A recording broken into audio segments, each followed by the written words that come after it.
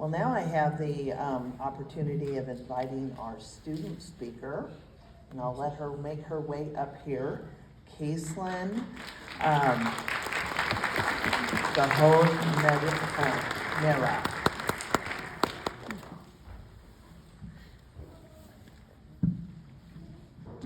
We're excited to have her join us today.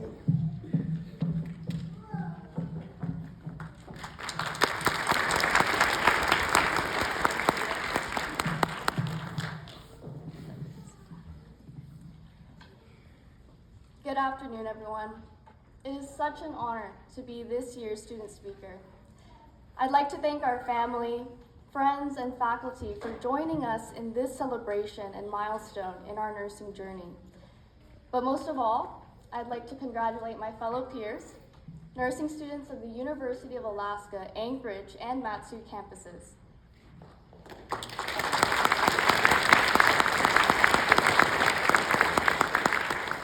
It is indescribable the amount of time, effort, and hard work that they have put in to be here today. My name is Kaycelyn Gajonera, and I want to start off my speech with a famous African proverb. It takes a village to raise a child. The meaning of this quote can be translated to, a community of people and a supportive environment are needed to cultivate and nourish a child's growth. For me, the University of Alaska Anchorage has been my village, and I want to dedicate this speech to the people in our lives whose collective effort have shaped who we are today. Throughout my experience being a student at UAA, I've had the opportunity to learn from some of the most amazing professors. From Professor Deborah Summers, who teaches organic chemistry, a class I once hated in high school. She showed me that I didn't lack knowledge. What I lacked was a good teacher. To the likes of the UAA School of Nursing's own, Dr. Ernest and Dr. Volkov, who made learning fun, thought-provoking, and put the well-being of their students first and foremost. But arguably, the most influential individual in my academic career is Professor Marissa Bune.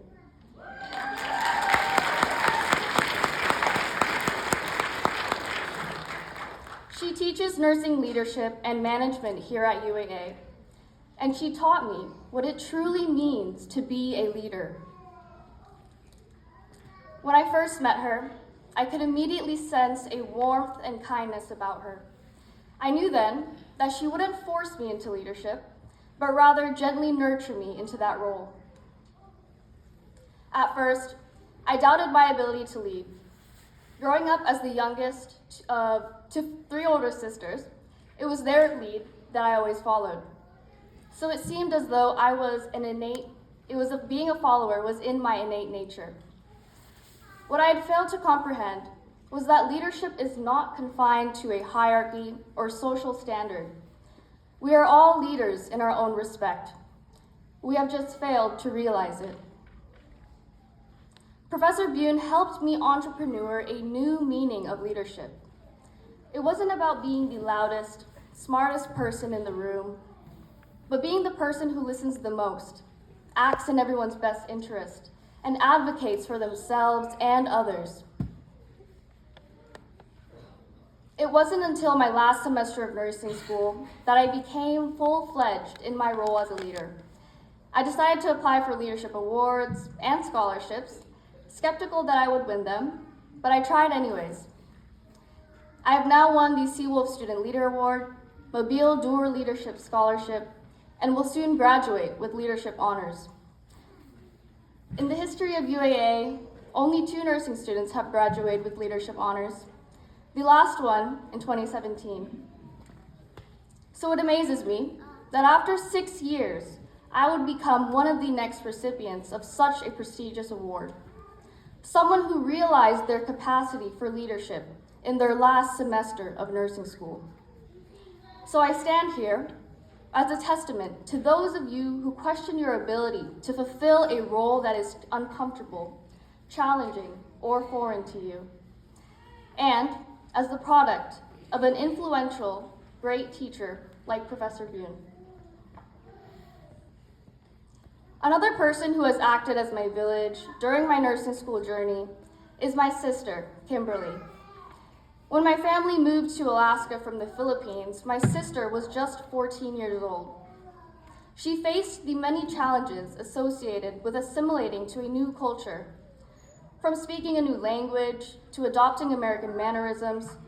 She navigated this as a high school student, working 2 part-time jobs, and yet she still managed to graduate in the top of her class. For me, my sister is the epitome of hard work and dedication. She showed me that hard work beats talent every time. She believes in me when I fail to believe in myself, and is the driving force behind my every success and achievement. She possesses all of the qualities that an amazing nurse would have: kindness, selflessness, determination, and intellect. And in that way, I believe that my sister, Kimberly, would make a better nurse than I could ever dream to be. From my childhood to now, she continued to be my #1 supporter. So I want to take this time to say thank you. Thank you for everything that you have done for me. Thank you for everything that you have done for our family. And thank you for being my role model.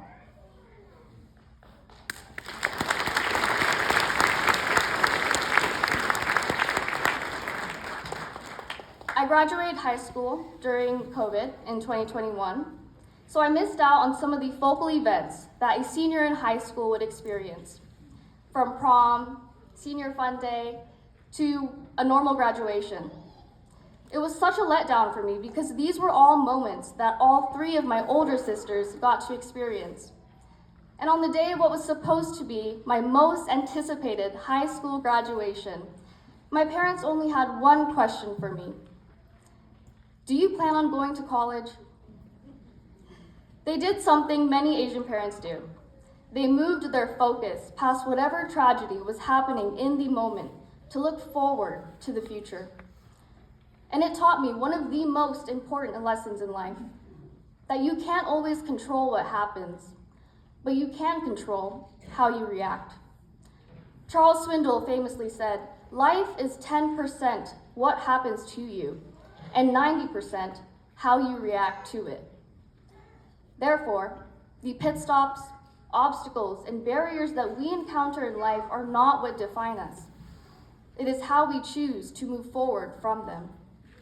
Because if I had allowed the pandemic to negatively shape my idea of an education, I never would have applied for college.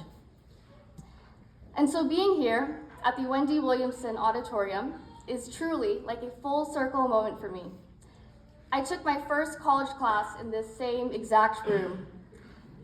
But being a first-generation student made navigating that college application process extremely difficult. I had no idea where to start, who to ask for help. I didn't even know what I wanted to major in. But it was thanks to the wonderful, helpful community here at UAA that I was able to learn how to register for my classes, map out my degree plan, and ultimately become a successful college student. I got the notification that I was accepted into the nursing school program while I was on vacation in the Philippines.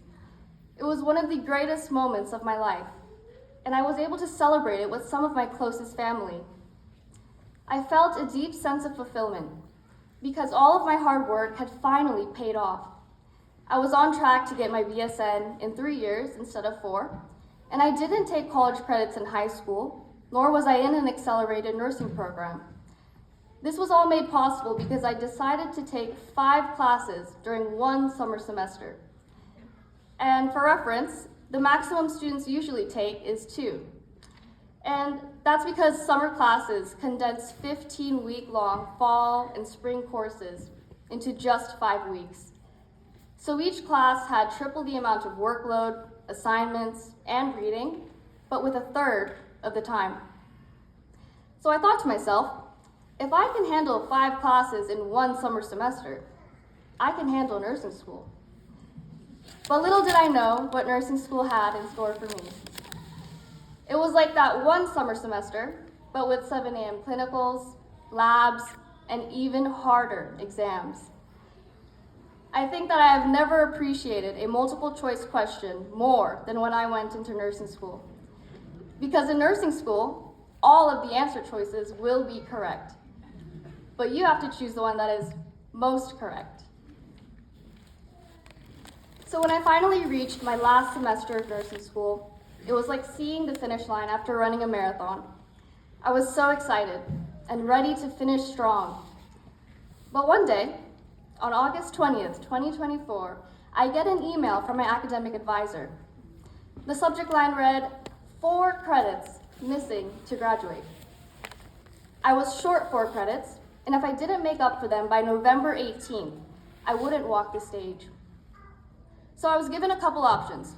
Take a CLEP exam for credit, register into additional classes, or get my CNA license so that I could turn it into the registrar for 6 credits.